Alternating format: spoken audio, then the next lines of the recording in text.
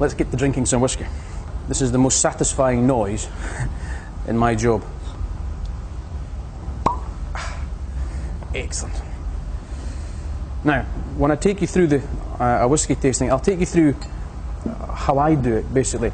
There are lots of ways to do whiskey tasting. There's no real right and wrong answer. It's all very, very personal. It all depends on the person who's doing it.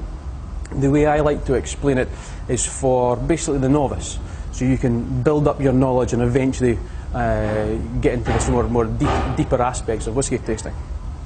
So, we start nice and simply. First of all, we look at colour. Colour in whiskey tells you absolutely nothing. The reason I say that is that you can add caramel to change it. At Highland Park, this is a completely natural product. This is all just the sherry casks themselves that give us that massive, massive colour. So a dark whiskey is not better than a light whiskey. A dark whiskey is not more expensive than a light whiskey. A dark whiskey is not older than a light whiskey. A dark whiskey is dark. It means nothing. Then what we do is we turn the glass at 45 degrees and we turn it gently all the way around, and then hold it up straight again. And what you'll see eventually is a line of whiskey that appears across the top of the glass. That tells you two things. First of all, the size of the tears and legs as they appear tells you the alcohol content. This is our 12-year-old whiskey, it's 40%. So if you remember the size of these tears, that tells you it's 40% alcohol. If they're very, very small, it's high in alcohol. If this was wine, they'd be very, very fat. It's lower in alcohol. Also, the time it takes for these tears and legs to go down the glass tells you the viscosity, the thickness of the spirit. And this thickness is created by oils, fats, esters, alcohol. It's basically flavour. The longer it takes to go down the glass, the more flavour is in the glass. It doesn't tell you whether it's good. It doesn't tell you whether it's bad. It just tells you there's lots of it. Now to my pet hate in the alcohol business. What I don't like people doing, especially novices, is this: swirling.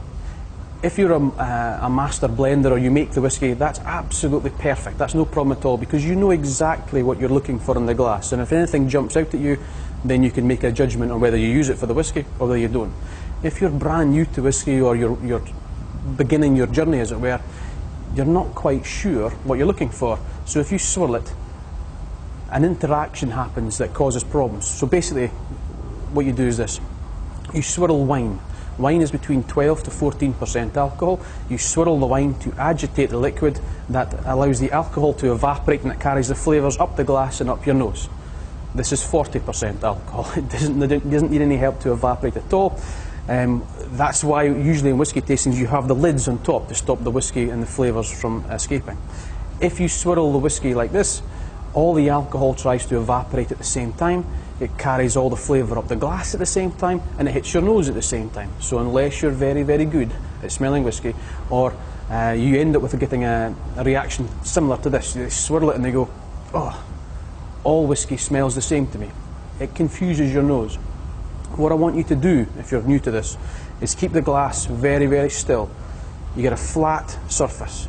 What then that means is the alcohol evaporates at a constant rate, and the flavours in the glass weigh different amounts, so they separate going up the glass. So all you need to do is take 3 sniffs. You go 1, 2, and 3. The first time you sniff, your nose will tingle. That's your nose recognising alcohol.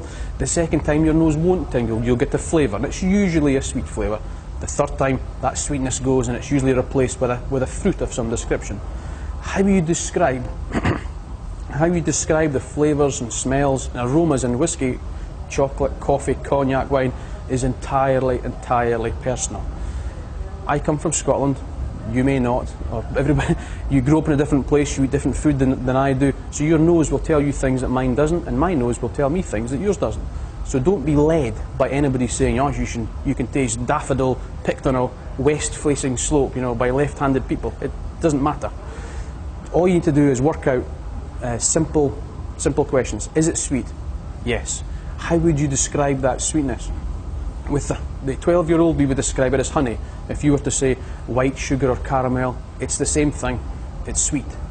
If you were to say the fruit in it, we would describe it as pineapple. If you said fresh green apple or pear, it's the same thing. It's a fresh fruit.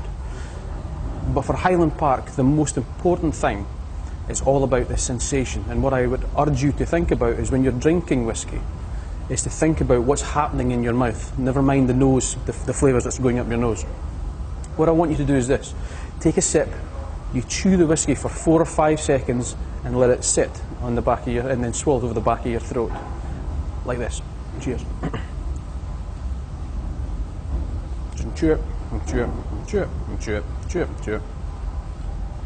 And swallow. And with a 12-year-old, what will happen is this. The front of your tongue will begin to tingle.